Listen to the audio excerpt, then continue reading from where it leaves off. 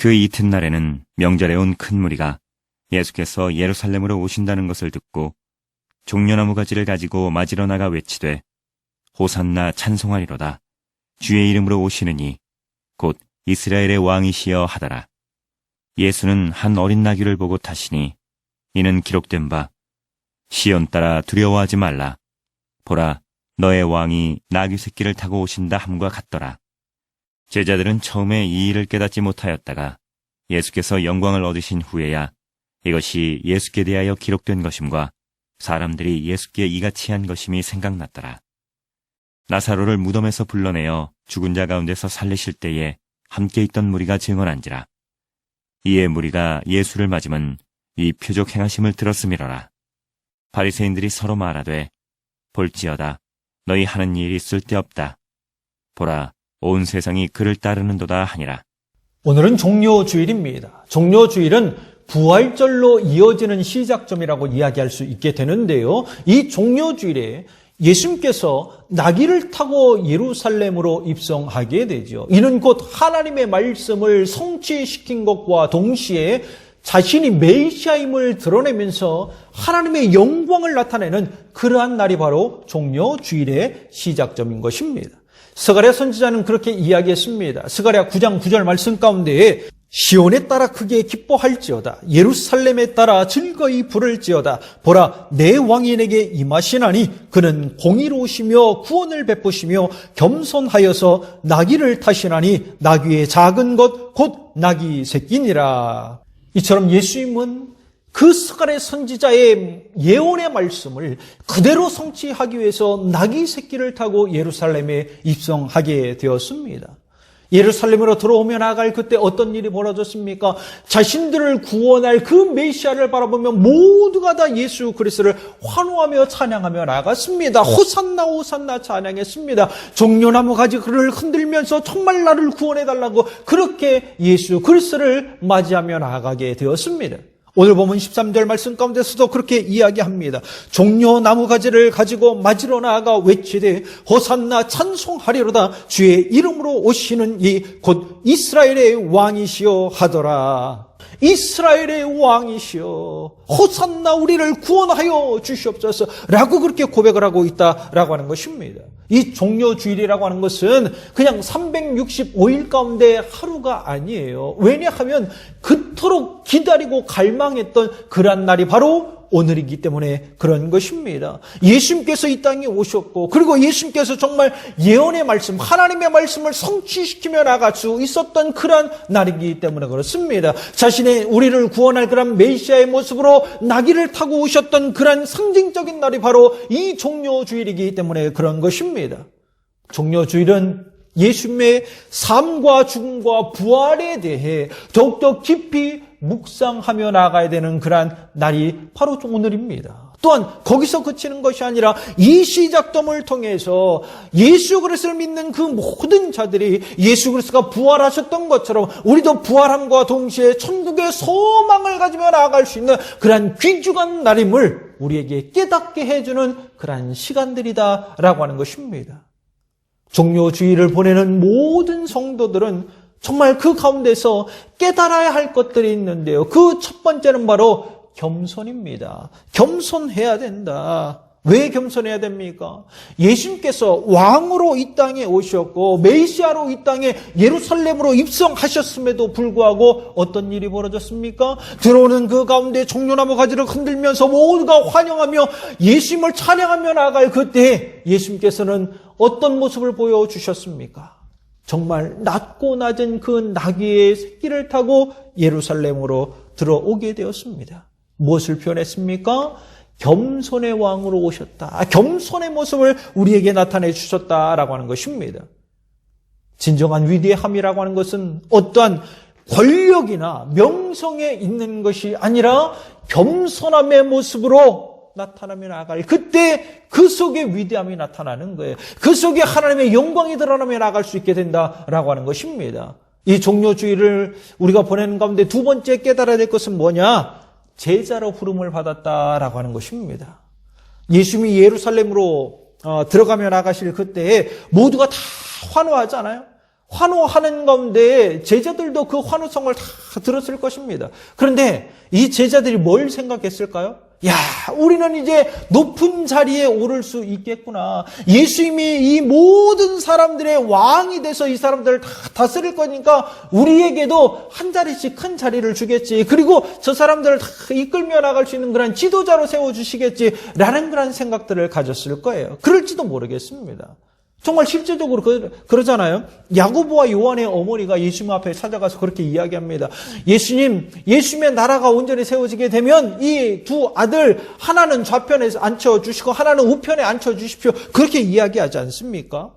인간적인 마음이었다라고 하는 것입니다. 그러나 예수님이 세우고자 했던 것은 인간의 나라가 아니라 하나님의 나라셨다라고 하는 것을 우리는 깨달아야 돼요. 하나님의 나라가 임하고 하나님의 나라가 완성되어지며 나아갈 수 있도록 제자들을 부르셨다라는 거예요. 나를 부르셨다라고 하는 것입니다. 한마디로 이것은 나를 주님께서 제자를 부르주셨으니까 나의 욕심을 채우는 것이 아니라 무엇을 세워야 돼요?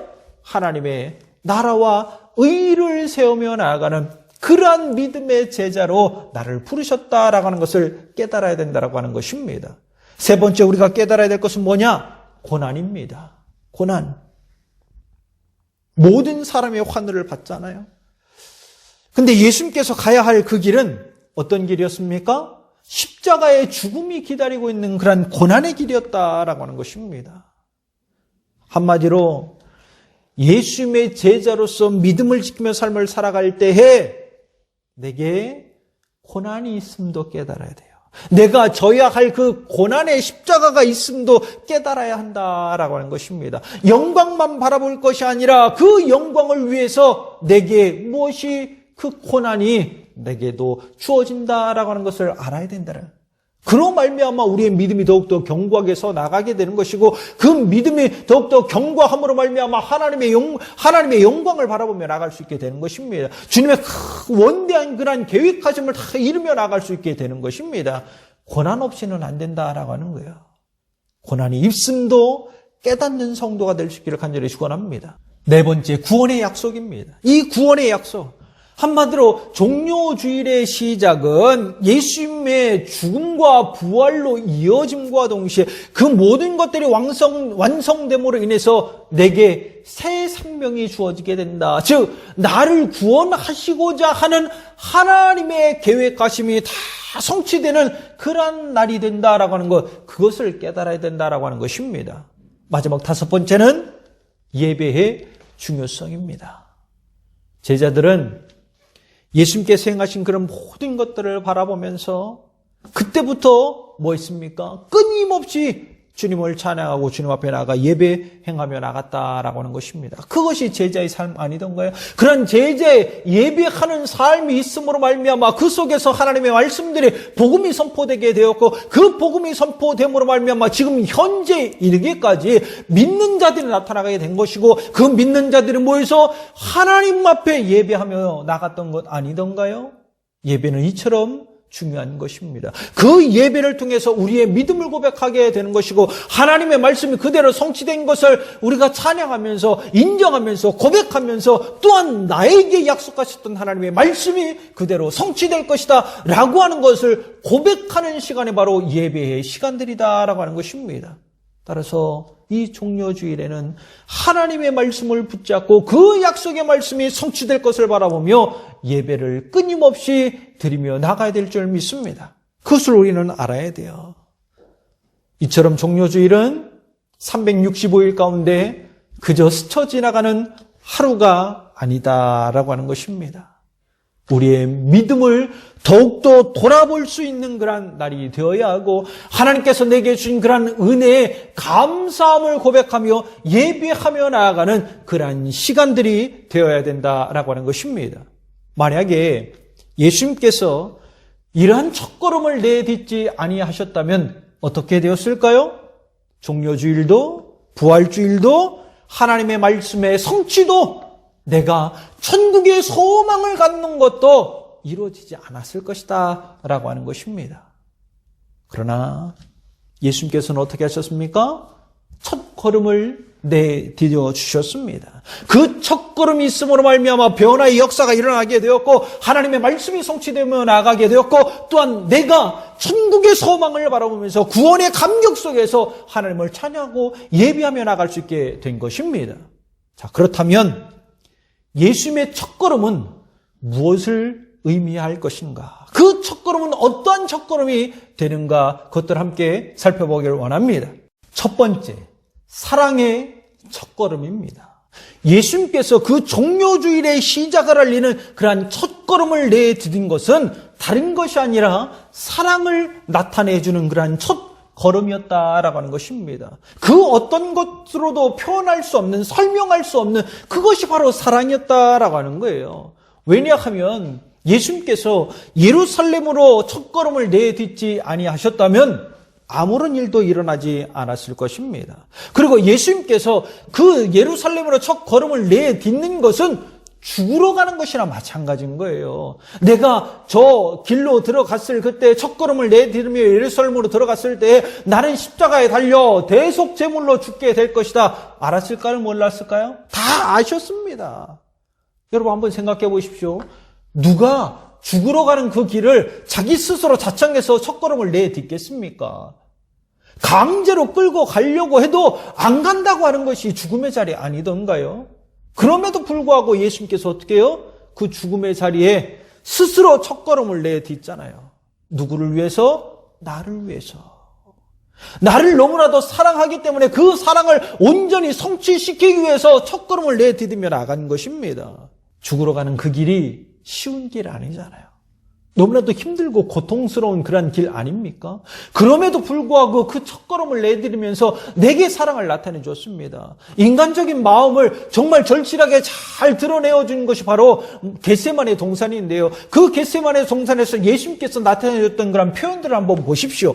마태복음 26장 38절로 39절 말씀 가운데 보면 이에 말씀하시되 내 마음이 매우 고민하여 죽게 되었으니 너희는 여기 머물러 나와 함께 깨어 있으라 하시고 조금 나아가사 얼굴을 땅에 대시고 엎드려 기도하여 이르시되 내 아버지여 만일 할만하시거든 이 잔을 내게서 지나가게 하옵소서. 그러나 나의 원대로 마옵시고 아버지의 원대로 하옵소서. 예수님이 지금 뭐라고 표현합니까? 내 마음이 매우 고민되어서 죽게 되었다. 죽게 되었다. 얼굴을 땅에 대시고 하나님 앞에 기도하잖아요. 하나님, 정말 이 고통스러운 이 길을 내가 걸어가야 됩니까? 이 고난의 잔이 내게서 지나가게 해 주십시오. 지나가게 해 주십시오. 그렇게 요청합니다. 왜 이렇게 요청하셨을까요? 왜 이렇게 하나님 앞에 기도하며 나갔을까요? 그 이유는 그만큼 힘들다라는 거예요. 그만큼 어렵다라고 하는 것입니다.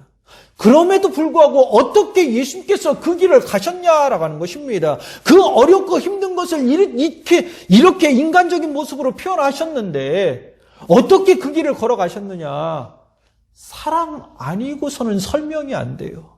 사랑하기 때문에 그런 거예요. 사랑하기 때문에 그 첫걸음을 내디디며 나간 것입니다. 한마디로 예수님의 첫걸음은 사랑의 첫걸음이라는 거예요. 누구를 향한? 나를 향한 그 첫걸음이었다. 사랑의 첫걸음이었다. 사랑하기 때문에 나를 끌어안고 있는 것 아닙니까? 사랑하기 때문에 나를 위해서 그 죽음의 길로, 그 십자가의 길로 첫걸음을 내디딘 것 아닙니까?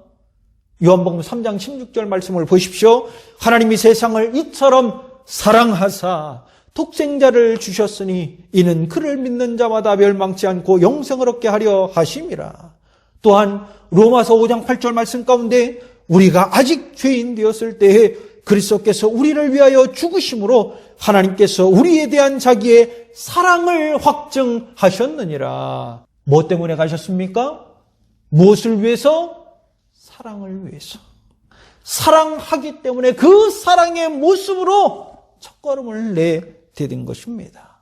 이 종려주일에 예수님의 첫걸음이 나를 향한 사랑의 첫걸음임을 깨닫는 거룩한 성도가 되고 정말 내게 사랑의 은혜를 베풀어 주신 그런 하나님을 생각하면서 날마다 주님을 찬양하고 예비하고 경배하며 나아가는 거룩한 성도가 되기를 간절히 축원합니다.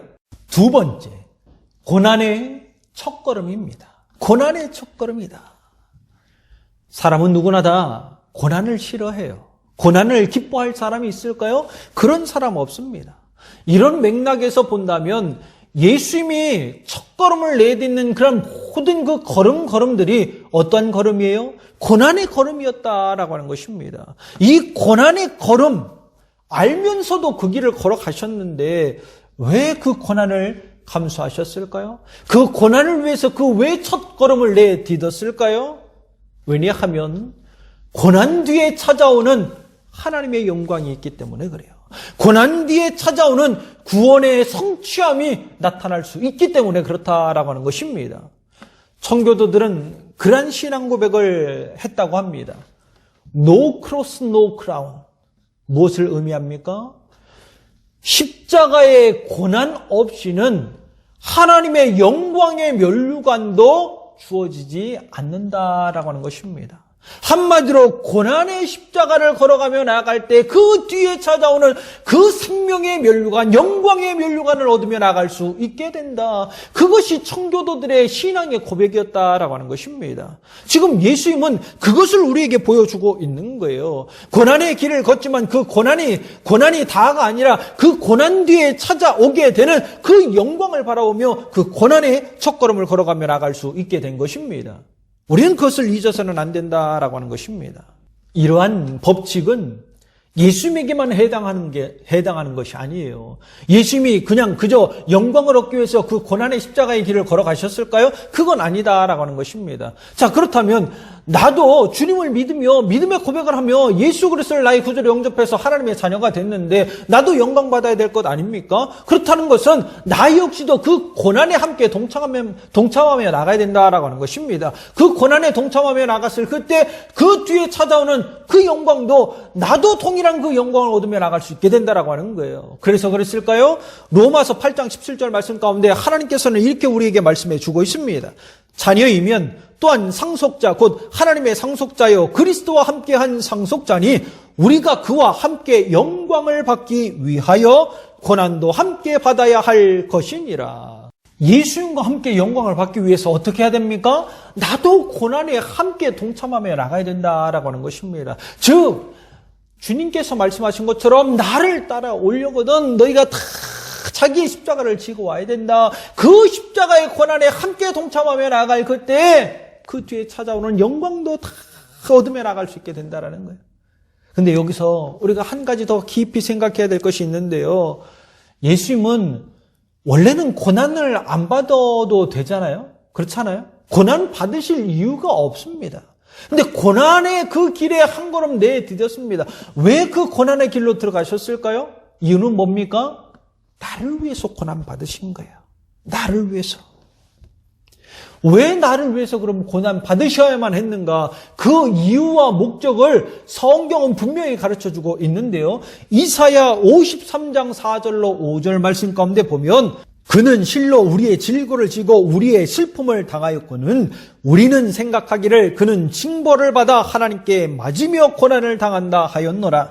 그가 찔림은 우리의 허물 때문이요 그가 상함은 우리의 죄악 때문이라. 그가 징계를 받음으로 우리는 평안을 누리고 그가 채찍에 맞음으로 우리는 나음을 받았도다. 예수님께서 왜 그 고난의 첫걸음을 내디디셨습니까? 이유가 뭡니까? 다른 것 때문에 그런 것이 아니라 그래야만이 내가 나음을 받고 평안을 누리며 나갈 수 있기 때문에 내게 은혜를 베풀어 주기 위한 것입니다.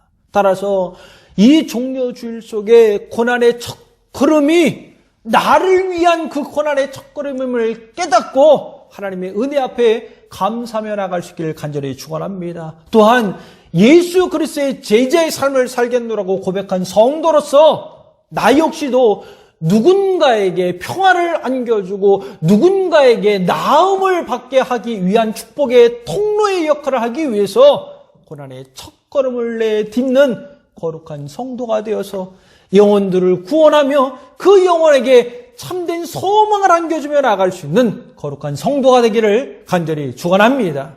세 번째, 구원의 첫걸음입니다. 예수님께서 첫걸음을 내디뎌 주신 이유는 다른 것이 아니라 구원의 완성을 이루어 주시기 위해서, 내게 구원을 베풀어 주시기 위해서 그 첫걸음을 내디뎌 주셨다라고 하는 것입니다. 저와 여러분은 죄로 말미암아 죽을 수밖에 없는 그런 존재 아니던가요? 한마디로 죄로부터 나를 구원해 주시기 위해서, 사망으로부터 나를 구원해 주시기 위해서, 그리고 지옥의 형벌로부터 나를 구원해 주시기 위해서 첫걸음을 내디뎌 주신 것입니다. 구원의 완성을 이루기 위해서 그렇다라고 하는 것입니다. 요한복음 12장 47절 말씀 가운데 명확하게 우리에게 이야기해 주고 있습니다. 사람이 내 말을 듣고 지키지 아니할지라도 내가 그를 심판하지 아니하노라. 내가 온 것은 세상을 심판하려 함이 아니요 세상을 구원하려 함이로다. 왜 첫걸음을 내디디면서 그 예루살렘으로 입성하셨습니까? 왜 그러셨다고요? 구원하기 위해서, 너희를 심판하기 위해서 그런 것이 아니라 너희를 구원하기 위해서 내가 이렇게 첫걸음을 내디디며 예루살렘으로 들어간다라고 이렇게 말하고 있는 것입니다. 여러분, 누가 그 죽음의 길로 가기를 원하겠습니까? 누가 그 고난의 길로 가기를 원하겠습니까? 그런 사람 없어요. 그럼에도 불구하고 왜 그 길로 들어갔습니까? 왜 그래요? 나를 사랑하기 때문이고, 그 고난 뒤에 찾아오는 영광을 온전히 함께 더불어서 얻게 하기 위함이고, 가장 궁극적인 것은 나를 구원하기 위한 것 아니던가요? 죄로부터 나를 구원하고, 사망으로부터 나를 구원하고, 지옥 형벌로부터 나를 구원하기 위한 하나님의 사랑 아니냐라고 하는 것입니다. 그러하기에 예수님의 첫걸음은 구원을 완성하고자 하는 걸음이었다라고 하는 거, 우리는 그것을 잊어서는 안 된다라고 하는 것입니다. 종려주의를 맞이한 가운데 예수님의 첫걸음이 나를 향한 하나님의 사랑임을 깨닫는 성도가 되십시오. 또한 예수님의 첫걸음이 내게 나음과 평화를 누리게 하는 하나님의 은혜의 기름을 깨닫고 그 고난에 함께 동참함으로 말미암아 하나님의 영광을 얻으며 나아갈 수 있는 성도가 되기를 간절히 축원합니다. 그리고 예수님의 첫걸음이 내게 구원의 은혜를 베풀어주고 내게 새 생명을 줌으로 말미암아 더 풍성한 은혜를 누리게 하고자 하는 하나님의 선한 계획임을 깨닫고 하나님과 함께 동행하며 또한 누군가를 살리고자 하는 그 일에 함께 동참하며 나아가는 거룩한 성도가 됨으로 말미암아 하나님 앞에는 영광을 올려드리고 우리 모두의 믿음 안에서 함께 기쁨을 누리고 은혜를 누리는 거룩한 성도들이 되기를 간절히 축원합니다.